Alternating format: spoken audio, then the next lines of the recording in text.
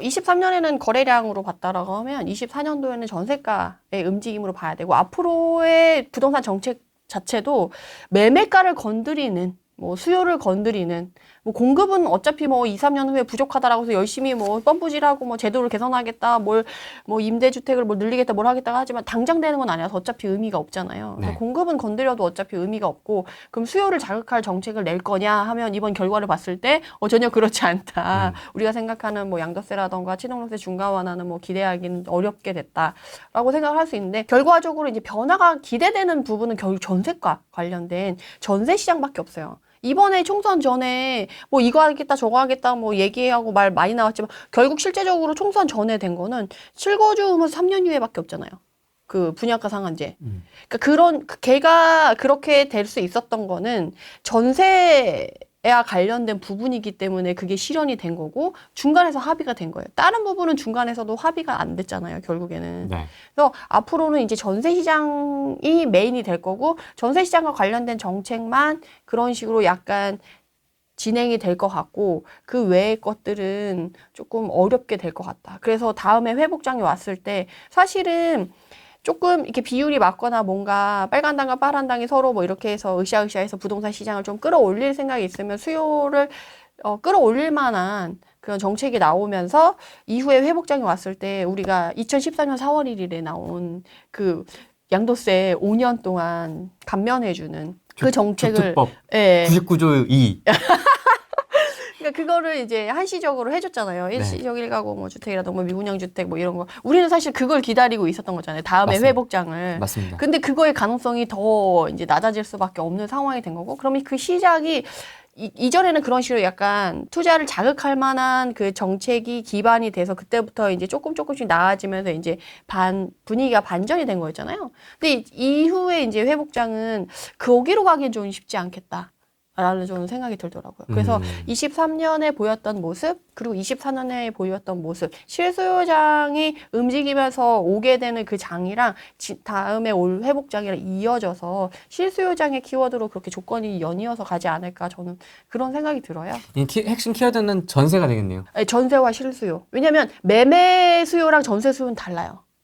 그래서 지금도 매매를 하는 사람들의 수요는 그런 분들이거든요. 버팀목 대출, 모기지, 뭐 세계 최초, 그러니까 이런 걸 쓸 수 있는 그런 무주택자라던가 이제 막 집을 마련하려고 하는 수요자들 분들이 지금 들어와 계시거든요. 23년에는 가격이 너무 떨어졌으니까 이 가격이면 메리트 있어라고 하는 사람들이 가격을 샀다라고 한다면 24년도에는 그렇지 않아요. 24년도에는 이제 대부분의 사람들이 그러니까 약간 23년도에는 완전 비싸고 좋은 데가 가격이 많이 떨어졌으니까 사겠다라는 사람들이 수요라고 한다면 24년도에는 그런 거 아니고 그 주변으로 좀 가격대가 낮아지면서 주변으로 이제 못 기다리겠다 하시는 분들이 움직이는 장이 지금 24년도 장이거든요. 그러면서 어떻게 되냐면 이제 물론 비싸고 좋은 애들은 변동폭이 커요. 막 22년 하반기에 쫙 떨어졌다가 23년도에 쫙 올랐다가 잠깐 또 숨고르기 했다가 또 요새 또 다시 잠깐 반등했잖아요.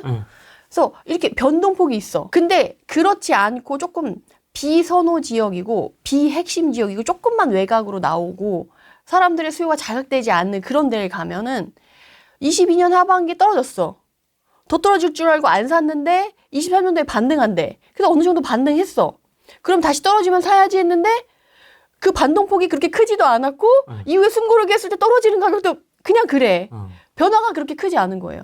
그러다 보니까 사람들이 보면 어떤 생각을 하냐면 뭐야? 내가 보는 데는 크게 변화가 없네? 크게 변화가 있으면 뭔가를 기다리거나 뭔가를 할 텐데 변화가 없으니까 본인이 뭔가 기다리거나 하는 게 아니라 기다려도 소용없네라는 생각이 드는 거예요. 그러면서 지금 전세 매물이 빠르게 줄고 있고 전세 가격이 좀 또 많이 최근에 올랐다가 지금 다시 또 약간 주춤주춤 하는 모습들이 있거든요. 그렇게 했을 때 지금 현장에 가면 지금 수도권 같은 경우 전세 매물이 1.5개 중에 1개 또는 2-3개 중에 1개 많아야. 매물이 별로 없어요. 그러니까 그 중에 1개가 거래되는 거거든요. 뭐 1.5개 중에 1개 아니면 2-3개 중에 1개. 많아봤자 4-5개 중에 1개. 매매는 30개 중에 1개 거래되고 20개 중에 1개 거래되고 뭐 여전히 이렇게 차이가 확연히 나죠. 그러니까 지금 전세로 다 가는데 그래서 어떤 지금 24년도 초에 지금 거래가 되는 사람들의 특징은 전세를 구하러 갔어.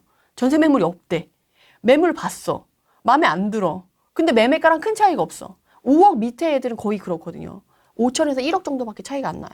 전세가랑 매매가랑. 그래서 사실은 갭이 2013년, 14년에는 갭이 그러니까 200만 원대로 평당가 200만 원대로 갭이 줄었다가 막 2021년도 그때 마지막 전고점 그때 시기에는 갭이 700만 원대가 넘었었어요. 평당가가. 근데 지금은 500만 원대로 떨어졌거든요. 근데 500만 원대로 떨어졌으면 200만 원대로 떨어질 때까지는 이제 전세에서 매매로 갈아타는 수요가 별로 없겠지라고 생각할 수가 있는데 가격대에 따라서 좀 다르게 시장이 지금 나타나고 있어요. 그래서 지금 5억대 미만, 5억대 전후 같은 경우는 전세 매물이 없다. 그러면 이렇게 옮겨 타시는 분들이 꽤 있어요. 어차피 기다려 봤는데 별로 차이가 없어. 이 가격대에서는. 그러니까 그냥 이참에 그냥 전세에서 매매로 갈아탄다. 많이 기다렸다.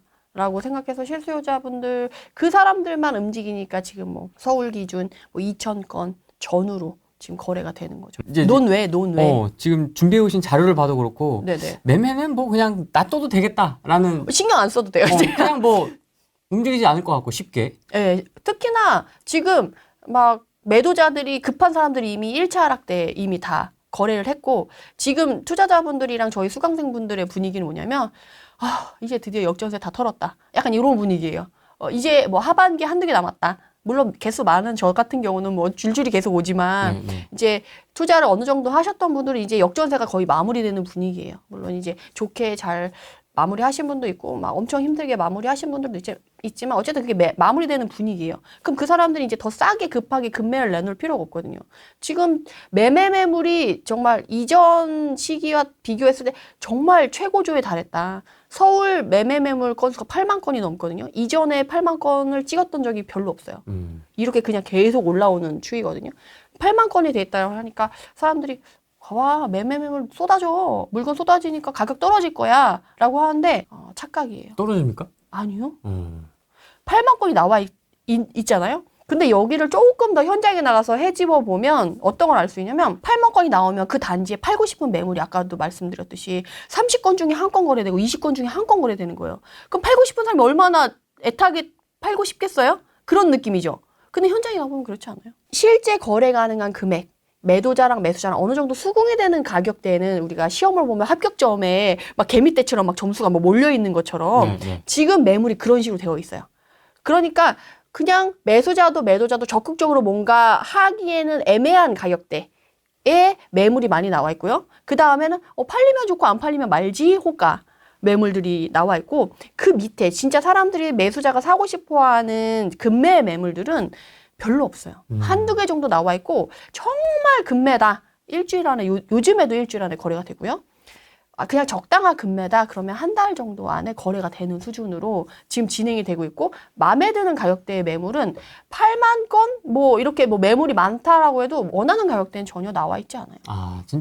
진짜 딱 그 급매만 거래가 딱딱 되는구나. 네네네. 이게 차이가 심해서. 그래서 저도 지금 뭐 전세 만기 돌아오는 물건들을 뭐 일부는 팔고 일부는 재계약하고 뭐 이런 식으로 진행을 하고 있는데 매도하려고 하는 물건은 실제 거래 가능한 금액보다는 그래도 한 10%, 5에서 10% 정도는 싸게 급매로 내려줘야 사람들의 수요가 붙고 그 수요들도 그 정도면 약간 그래도 결정을 하시는 분위기더라고요. 그래서 그냥 우리가 생각하는 매수자랑 매도자랑 이 정도 가격이 좀 팔고 싶다라고 하는 그 실제 거래 가능한 매물에는 매물도 많고 거래는 그렇게 되진 않고. 근데 요새 좀 시장이 되게 혼란스럽잖아요. 전문가분들의 의견도 많이 갈리고. 엄청 갈립니다. 네, 뭐 올라간다.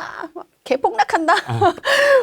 막 진짜 막 싸우려면 진짜 진영이 골고루 잘 분산이 되는 것처럼 시장이 다시금 혼란스러워졌어요. 지금만큼 이게 의견이 갈릴까 싶기도 해요. 진짜 어마어마합니다, 지금. 그죠? 의견이 너무 달라가지고. 이전에는 막 하락할 때는 정말 너도 나가도 다 막 개폭락 막 하락장 이렇게 얘기했는데 지금은 많이 갈렸잖아요. 그게 지금 뉴스에서 보면은 다시금 뭐 이런 식으로 천장 뚫린 분양가 지방도 평당 2천만 원 시대다라고 하면서 뭐 지방도 뭐 분위기 좋은 것처럼 분양가 엄청 좋은 것처럼 얘기를 하고 전세가 고공행진에 고개 드는 집값 반등론 그리고 총선 전후에 집값 바닥론도 한참 난리가 났었어요. 집값 바닥론이라고 해서 실제로 그럼 집값 바닥론이냐라고 해가지고 제가 라방에서도 얘기를 했었는데 저는 전혀 아니라고 생각하거든요. 아직도 하락장 중간에 있고 상승장에서도 상승과 하락을 반복하면서 상승을 하고요. 하락할 때도 상승과 하락을 반복하면서 하락을 하거든요. 그 과정 중에 지금 강보합과 약보합이 왔다 갔다 하는 전 그 시즌이라고 보여져요. 근데 데이터로 너무 명확하게 그런 것들이 보이기 때문에 여러분들이 크게 흔들리실 필요는 없을 것 같다. 저는 이렇게 말씀드릴 수 있겠습니다. 반등이 있든 하락이 있든 어쨌든 지금 약세장인 건 분명하다. 네, 맞아요. 왜냐하면 이전에 만약에 이게 상승장으로 돌아선 거고 정말 강세장이다 그러면 거래량도 그만큼 나와줘야 되고 그리고 분위기가 좋아졌다. 그러면 집주인 입장에서 어때요? 매물을 걷어들여야죠. 매물이 안 걷어들여지잖아요.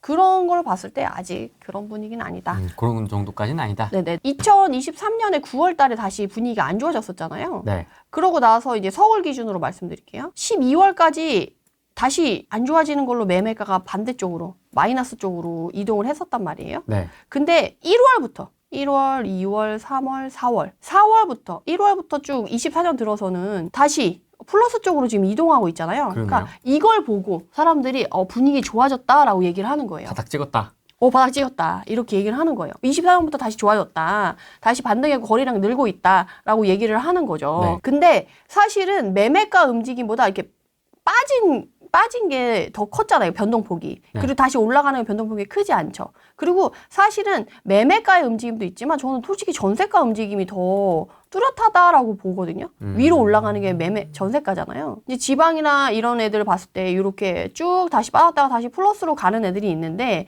이거를 23년 10월부터 24년 4월 1일로 보니까 이렇게 좀 왔다 갔다 해서 그래도 얘네들이 아직 좀 헤매고 있구나. 지금 세종도 헤매고 있잖아요. 네. 빠지고 있다가 올랐다가 다시 또 전세도 헤매고 제주도 그렇고 광주도 그렇고 대구도 다시 헤매고 있는 게 보이잖아요. 경북도 막 엄청 헤매고 전세가도 떨어지고 왔다 갔다 하는 게 보이잖아요. 네. 헤매는 게 보여. 근데 아까 보여드린 것처럼 24년도로 보면 어때요? 각자 지역마다 서로 이제 다르게 움직이는 게 딱 분산이 된 게 보여요. 약간 개걸음 같이 막 그냥 네, 이렇게 알아서 거미, 그냥 그쵸. 거미 같이. 네, 그래서 지금 서울, 인천은 원래 일찍부터 떨어졌었잖아요. 수도권에서 가장 먼저 떨어지기 시작했고, 서울은 24년부터 좋아지기 시작해서 매매가도 좋아졌지만 최근에 움직였었던 전세가는 어때요? 23년 9월부터도요. 지금까지 서울 전세가 상승률은 5%대예요. 상당히 많았어요.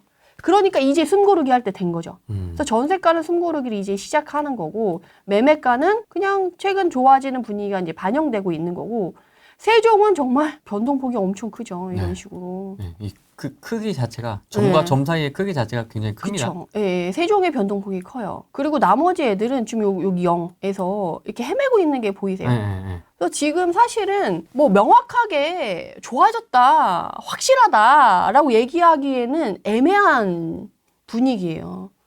그러면 내가 이거를 지금 헷갈린다. 이렇게 얘기하는 사람 저렇게 얘기하는 사람 너무 헷갈린다 그러면 좀 시야를 넓혀서 보실 필요가 있어요. 어떻게 넓혀서 보냐?